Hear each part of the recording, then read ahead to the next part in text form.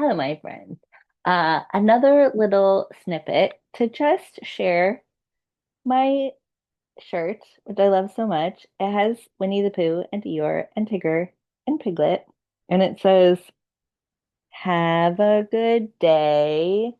And I'm wearing this big cozy sweater, and I'm wearing these really cozy. Can I get farther enough away? Hold on.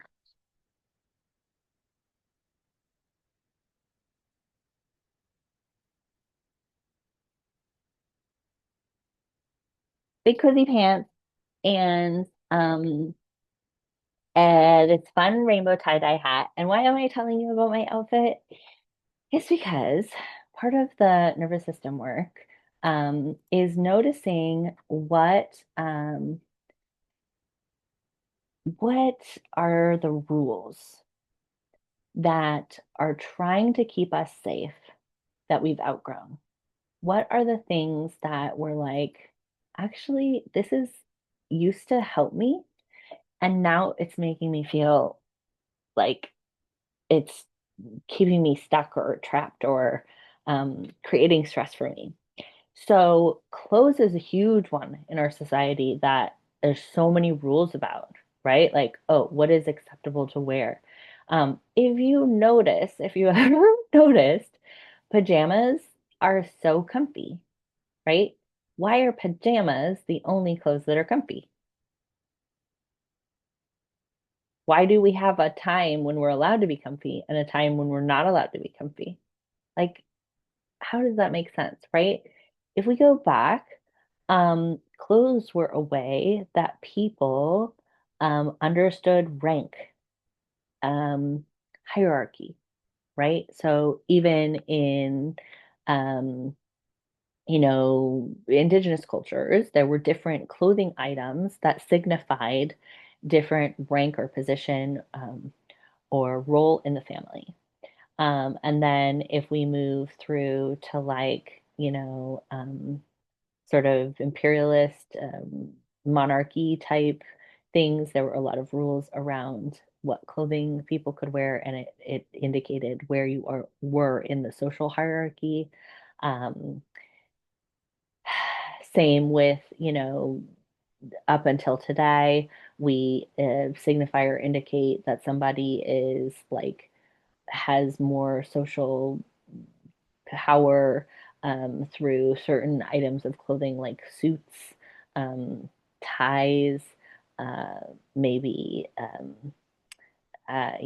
hairstyles or wearing a hat, not wearing a hat, religious indications about your religious, like we use um, clothes to communicate our social standing, our identity, and it is an area that has a lot of rules. And for those of us who are neurodivergent or emotionally or sensory sensitive, this can be an even more of a challenge than it is for the rest of the world.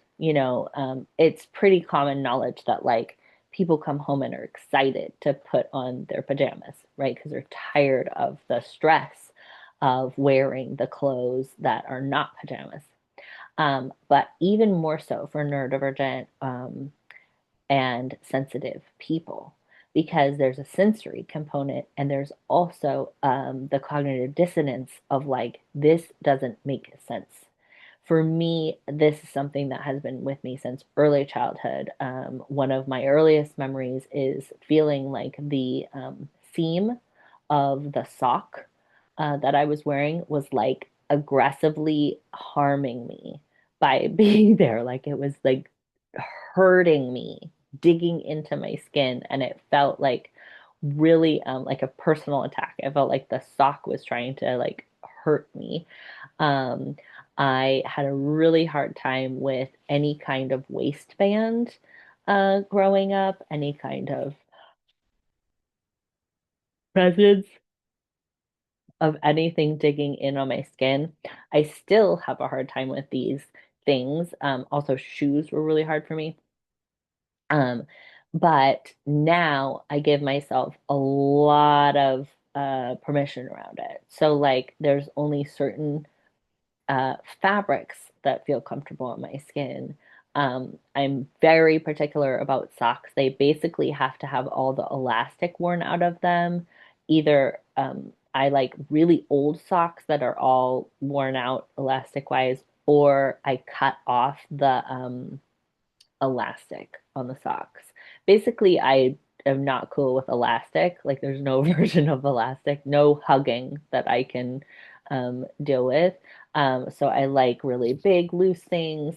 I also like lots of color, lots of multiple colors at once. So matching was something that was very stressful for me growing up. Like the rules around matching don't make sense to me. All of the colors exist together in nature. And so that is it's very from my autistic brain it's like you're clearly contradicting something that I'm seeing. So how could that be a rule that there's certain colors that can go together and certain things? That doesn't make sense to me. I as a kid, was offered like, we're gonna redo your room. What colors do you want? And I was like, every color. And when people ask me what's your favorite color, I always answered rainbow because I felt like all the colors should be there. I like all of the colors to be together. I don't want just one.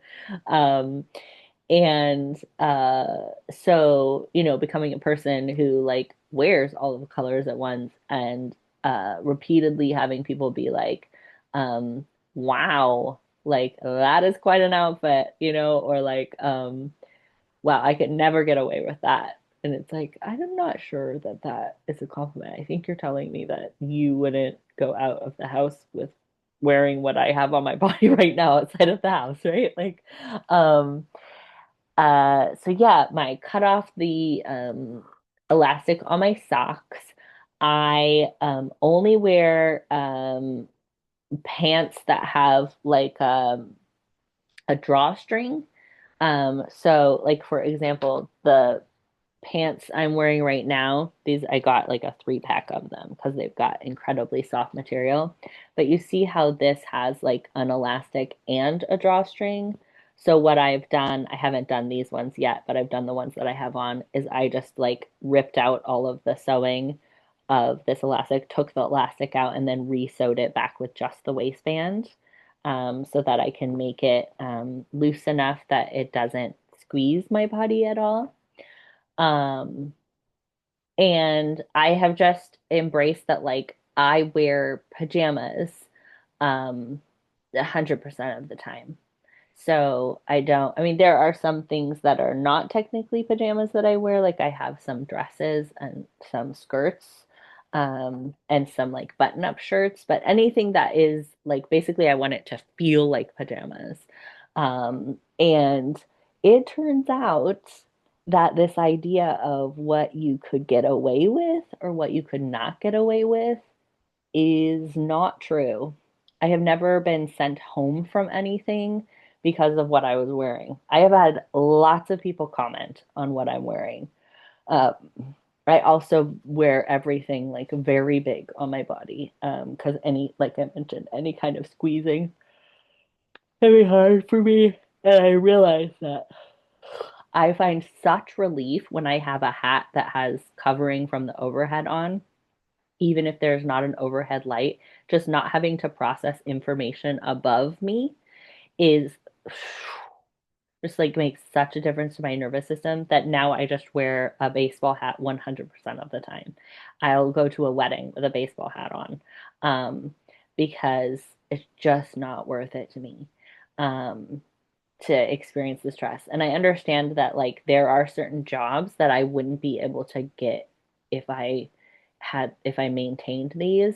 So if you're a person who's in a job where you have to wear something that's like really hard for you to process, then of course I understand why you do it and just recognize that like if you know anything about spoon theory, it's from disability justice folks who talk about it. Like if you use your spoons on wearing your outfit for your work, that's really like takes a lot of energy for you, then just recognize that you may not have as many resources or energy for the other stuff in your day.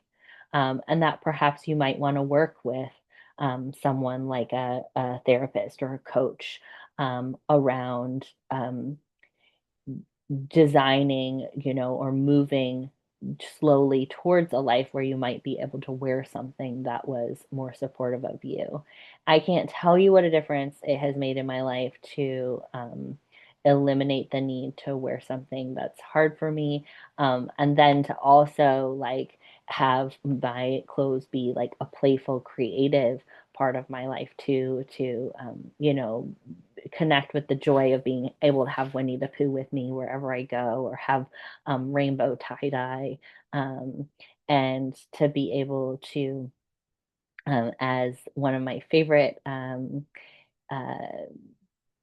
I don't know what to call them. They're a poet, they're a comedian. I think they're a prophet. Alok Vaid-Menon um, talks about the body being an altar that we can decorate and bring beauty to, and beauty not in a like beauty, stereotypes or expectations, but in a like celebrate the beauty of color, of playfulness, of fun. And, this is not to say if you're a person who loves wearing a three-piece suit with a bow tie um, and high heels every day with full makeup, then like fabulous.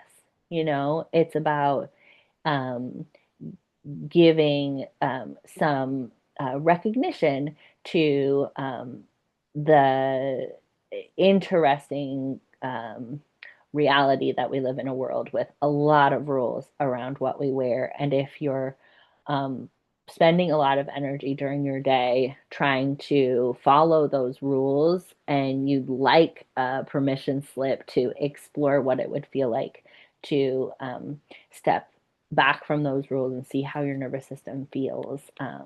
That is an option, and it has been a really meaningful part of my life. I, remember being in a lot of pain growing up around the clothing that I had on my body, and just it's been so sweet to come back to, not come back to, but to find that there are some clothes that feel sweet and fun and comfy for me. And yeah, I remember a time in college, even when a family member commented, like, you can't be out in your pajamas all the time. Like, you're embarrassing me. And I was so sad. But now to be able to be like, actually, that didn't turn out to be true for me. I can be out in pajamas, and I can build a life that's really worth living for me in all kinds of clothing. And to be able to connect with things that feel really good on me and make me feel really happy. This shirt in particular makes me so happy because I just love Winnie the Pooh. So I'll give you one more little, and look, they're like on a cozy, lazy river, just enjoying themselves, relaxing. So I send you lots of Winnie the Pooh love, and and invite you to explore what feels really good to your system around the idea of clothing. Love you.